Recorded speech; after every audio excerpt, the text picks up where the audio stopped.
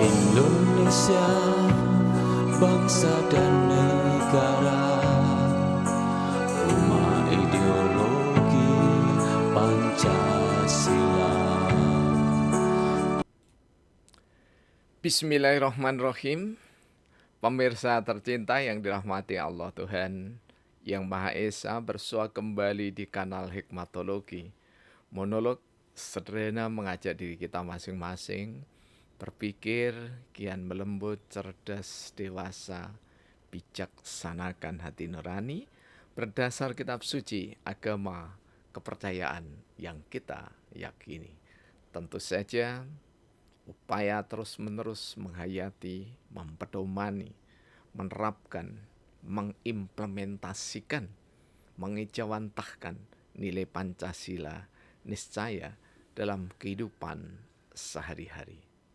Pemirsa yang dirahmati oleh Allah Subhanahu wa taala, bersyukur kita kemarin tanggal 17 Agustus tahun 2023 genap sudah di pukul 10 waktu Indonesia Barat proklamasi yang digelorakan oleh Soekarno dan Muhammad Hatta di Jalan Pegangsaan Timur 56 Jakarta bersambut bertalu di seluruh negeri yang kita cintai ini, mulai dari instansi resmi sampai dengan di kampung-kampung Indonesia tercinta. Gegap gempita suara merdeka menjadi hiasan yang sangat indah. Bukan sekedar hiasan, namun gelora. Karena mati atau merdeka adalah pilihan bagi kesatria-kesatria Nusantara sampai dengan patriot-patriot Republik Indonesia.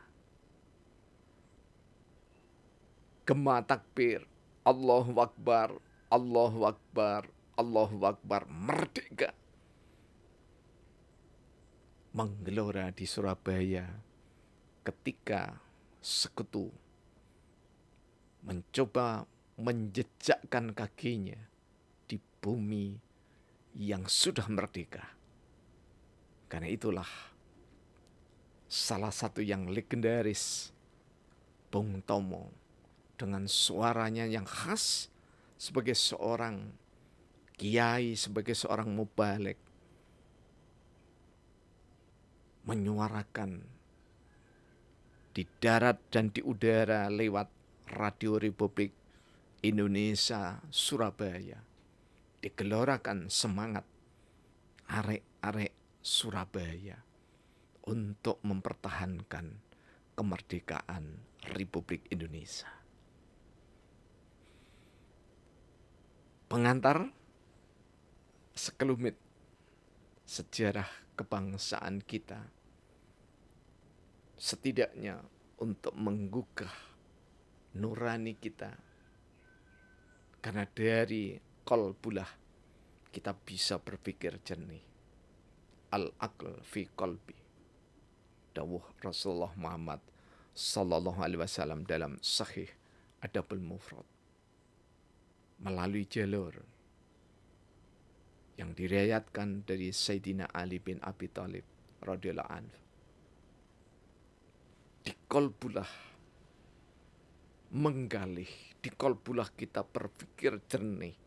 Tidak saja berpikir apa yang kita lihat, yang dilihat oleh panca indera, tapi yang dirasakan oleh sat indera, indera keenam, dan yang dirasakan, diprediksikan melalui sabta indera.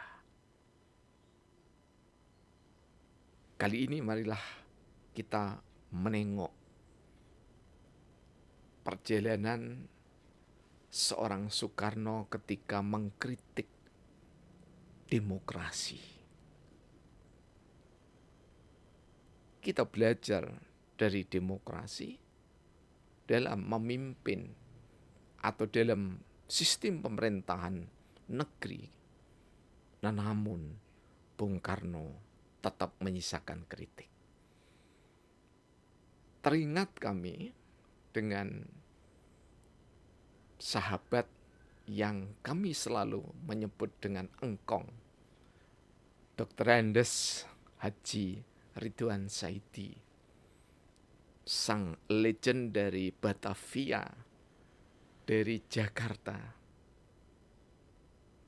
Beliau tidak saja sejarawan tapi juga politisi, negarawan, karena tidak pernah berhenti untuk mengkaji sejarah peradaban bangsa ini, termasuk di dalamnya mengkritik demokrasi. Kali ini kritik yang sengaja kami pakai untuk membuka pikiran kita bahwa demokrasi Indonesia itu jangan seperti demokrasi luaran. Jadi kalau kita merujuk pada buku legendaris ini, ya, di bawah bendera revolusi, ini mestinya bukan saja pegangan bagi guru dan dosen, termasuk mahasiswa yang terhimpun di dalam Gerakan Mahasiswa Marhen Indonesia, GMNI, ya. Tetapi mestinya ini dicetak ulang oleh pemerintah, bahkan digratiskan gitu ya. Kalau untuk mencerdaskan kehidupan bangsa ini digratiskan, dan pemerintah tidak perlu menganggarkan di APBN, APBD. Cukup bisa kerjasama dengan CSR yang dimiliki oleh saudara-saudara kita yang memiliki usaha. Karena itulah kami sengaja mengangkat kritik demokrasi melalui tulisan Bung Karno, karena di bawah bendera revolusi ini diterbitkan secara resmi tanggal 17 Agustus tahun 1959. Tetapi yang kami pegang ini adalah cetakan yang tahun 1964. Ada 2 jilid. Ya. Apa yang menjadi kritik Soekarno di sini?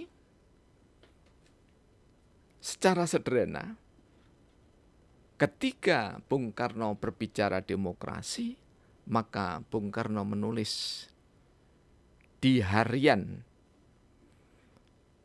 Pikiran Rakyat, ya, tahun 1932. Ketika bicara demokrasi, jangan hanya meniru-niru demokrasi-demokrasi yang dipraktekkan di dunia luaran.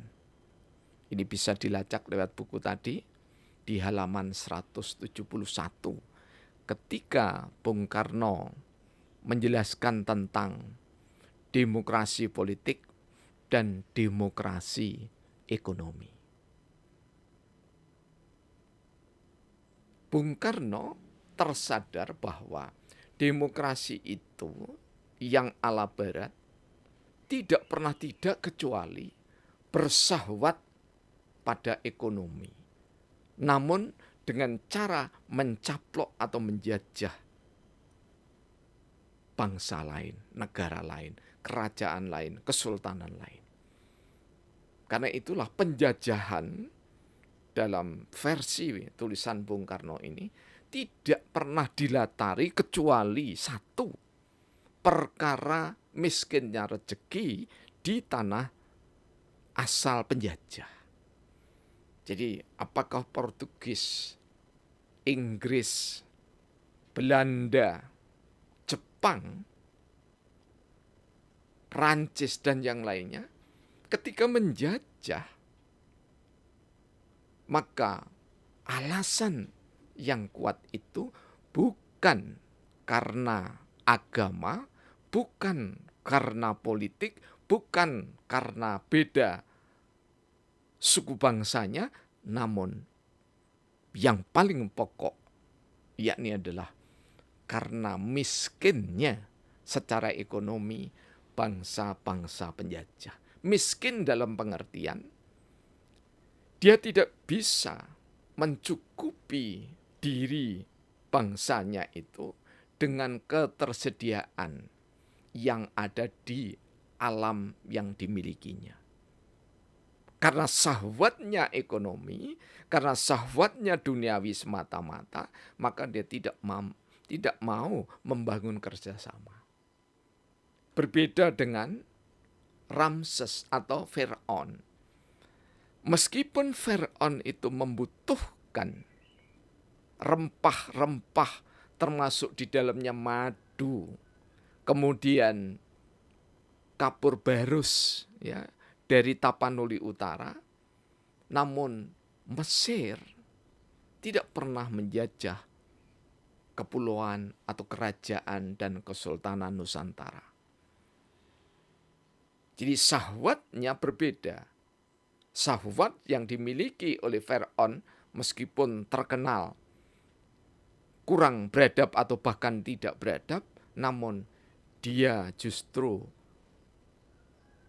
cukup panjang melakukan kerjasama dengan kerajaan Toa di Tapanuli Utara setidaknya. Boleh jadi dengan kerajaan-kerajaan yang lainnya. Nah, harapan Bung Karno tidak meniru-niru demokrasi yang ada di luaran. Ya. Maksudnya agar tanah Nusantara Indonesia ini tidak dikuasai oleh oligarki atau konglomerat. Karena Bung Karno sadar bahwa tipologi demokrasi yang harusnya itu diperjuangkan oleh marhen, oleh kelompok orang-orang yang tertindas di tanah airnya sendiri adalah demokrasi yang sesuai dengan nilai luhur yang ada di Nusantara, yang ada di Indonesia. Jadi jauh sebelum Francis Fukuyama menulis bukunya yang juga dianggap legendaris ya tentang demokrasi dan liberalisme, ditulisnya dengan judul The End of History and the Last Man. Dalam versi bahasa Indonesia menjadi kemenangan kapitalisme dan demokrasi liberal. Karena di buku ini dia dengan gagahnya, dengan congkaknya dia mengatakan sudah tidak ada dasar negara, sudah tidak ada lagi ideologi kecuali adalah kapitalisme dan demokrasi liberalisme. Ini lagi-lagi menunjukkan apa yang ditengarai, dibaca secara futuristik oleh Soekarno dengan sat dan sabta indrianya itu benar adanya. Kalau kita mengatakan membenarkan pikiran Bung Karno dalam kritik demokrasi ini, tidak berarti kita menjadi Soekarnoisme. Jadi yang segala yang Soekarno pasti benar. Tidak demikian. Karena Soekarno sendiri dalam tulisan-tulisannya yang seringkali mengutip ayat-ayat Al-Quran, pendapat para filosof, pendapat para ulama, senantiasa mendorong agar bangsa ini rajin iqra' bismi rabbik, rajin membaca, juga rajin menulis. Karena Bung Karno sejak ada di tingkat SMA, ya, rajin menulis. membuat karangan-karangan. Sehingga tidak mengherankan jika panitia penerbit yang ditunjuk oleh negara pada waktu itu, yang diketuai oleh Haji Mu'alif Nasution, dia berupaya menjelajah dunia untuk mengumpulkan tulisan-tulisan Bung Karno. Dan disadari bahwa banyak tulisan karena di era penjajahan yang tidak bisa ditemukan secara sempurna. Karena itulah di dalam buku yang kami pegang tadi, DPR, di bawah bendera revolusi, itu baru dimulai tulisan Bung Karno di tahun 1926. Beliau sudah menulis tentang nasionalisme, Marxisme, dan Islamisme. Jadi bagaimana tiga-tiganya itu berpadu, karena ketiga-tiganya itu kesamaannya yakni adalah mengganyang penjajah.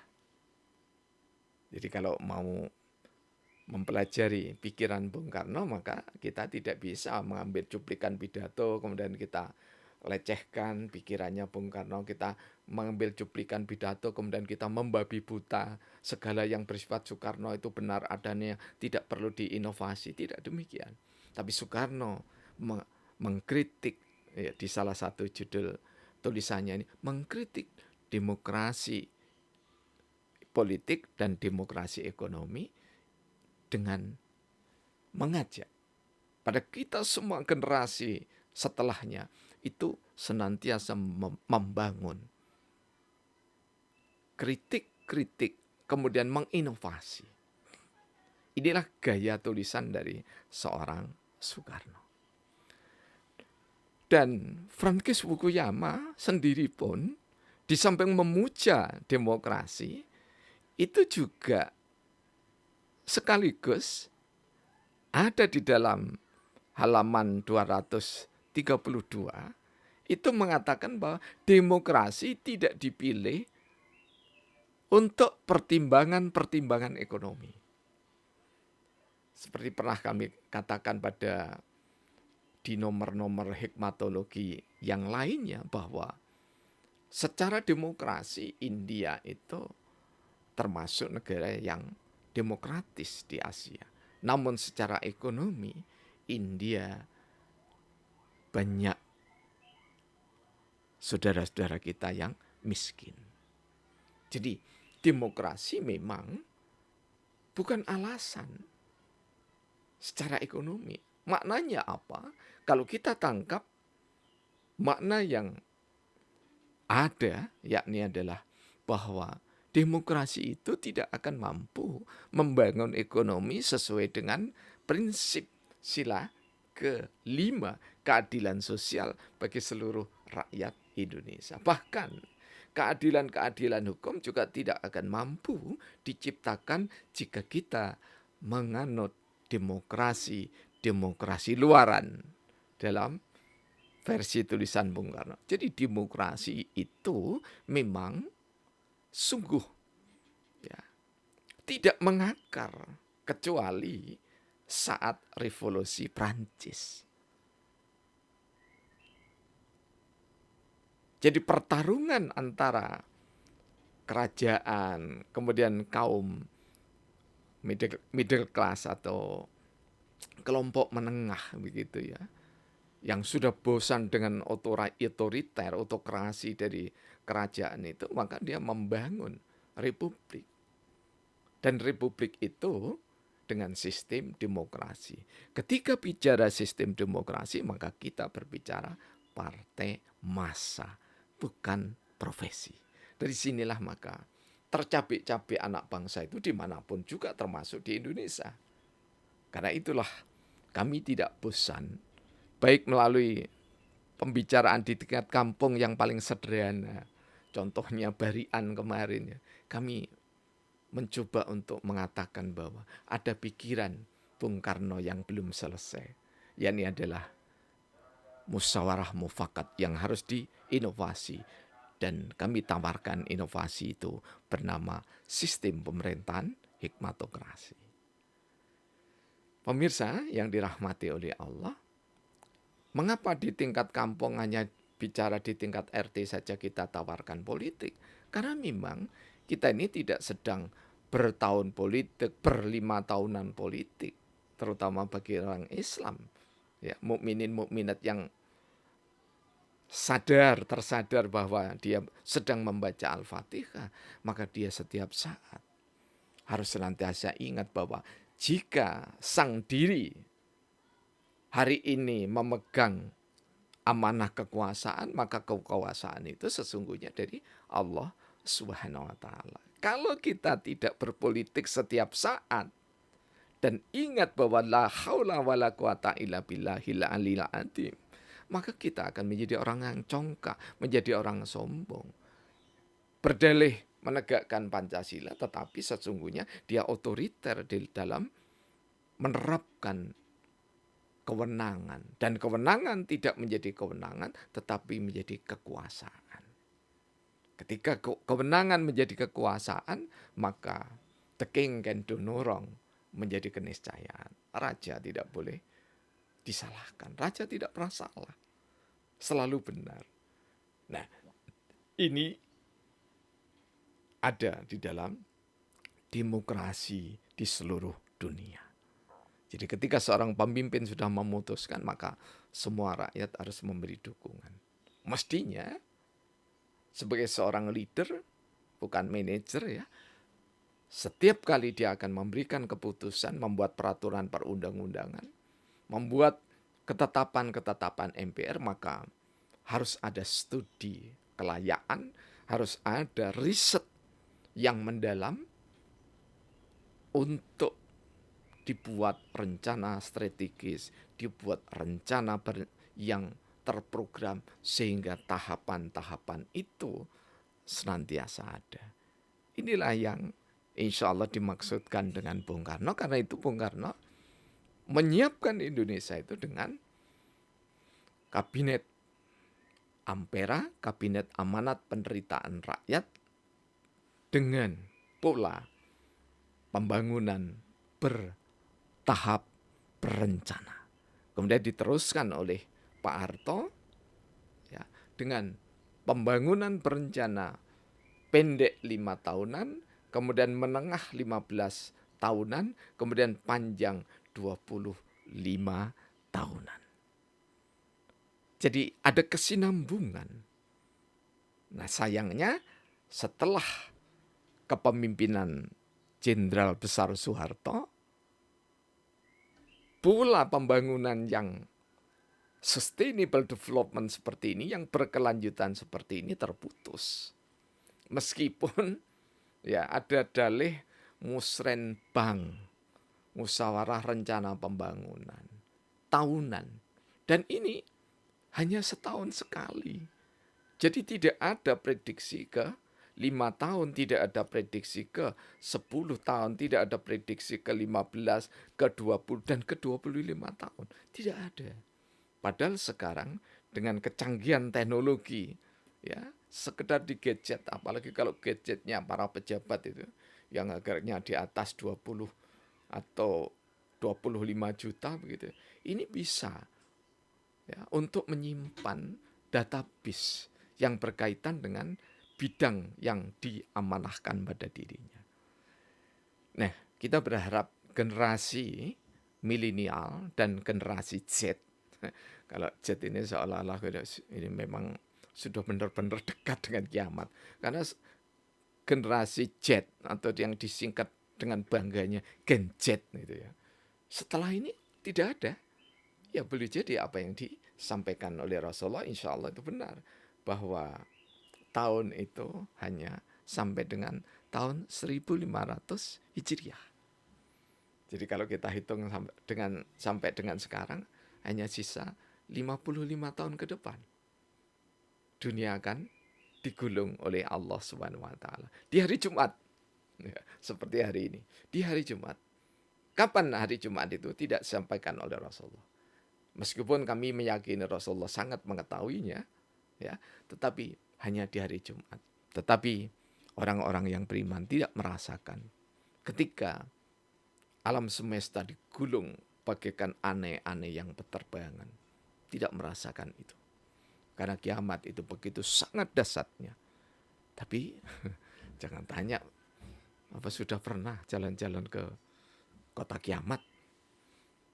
Ya, kita tidak harus secara empirik mengalaminya. Ya. Tapi paling tidak kita bisa menyaksikan lewat gadget kita, ya, lewat laptop kita, lewat komputer kita, bahwa hawe porak-poranda karena diterjang api, kebakaran hebat. Kemudian pabrik kimia terbesar, pabrik obat-obatan terbesar di dunia, kabarnya juga disapu luluh lantak binasa, berkeping-keping, tak menyisakan satu tablet pun yang berguna oleh angin yang sangat dahsyat.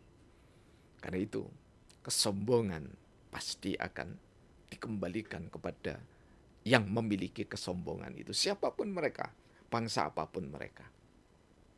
Jadi agama apapun. Jadi jangan sampai di luar Islam, wah itu disiksa, kemudian kalau Islam tidak disiksa. Bukan seperti itu.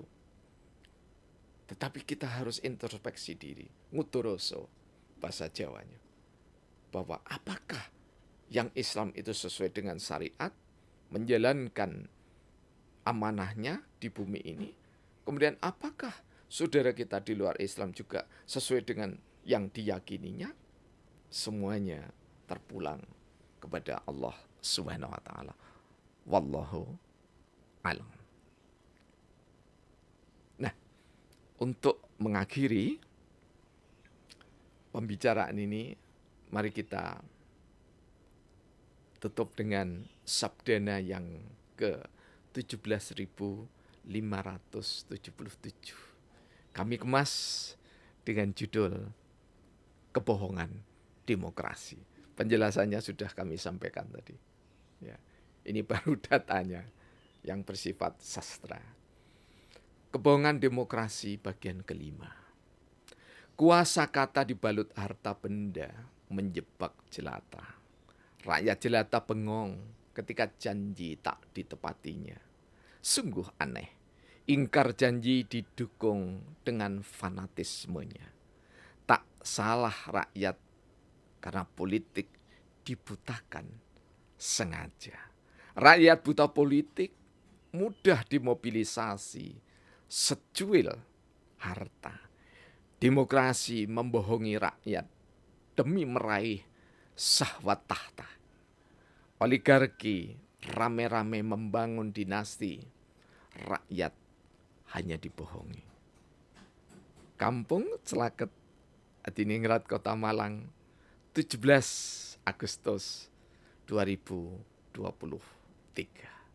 Semoga dengan 78 tahun Indonesia merdeka, Allah senantiasa memberikan keselamatan kepada semua yang menghuni Indonesia, penduduk Indonesia dan tamu-tamu kita yang ada di Indonesia. Memberikan kesehatan, memberikan rezeki yang berkecukupan, memberikan amanah kuasa, kewenangan pada mereka yang memang hatinya mulia, dan memberikan kesempatan kepada generasi muda yang senantiasa tertambat di hatinya Pancasila. Terima kasih atas segala dukungan. Semoga bangsa Indonesia jaya abadi selamanya dalam rengkuan Negara Kesatuan Republik Indonesia di bawah panji Sang Saka Merah Putih dengan dasar negara, ideologi bangsa Pancasila. Alhamdulillahirabbil alamin. Merdeka.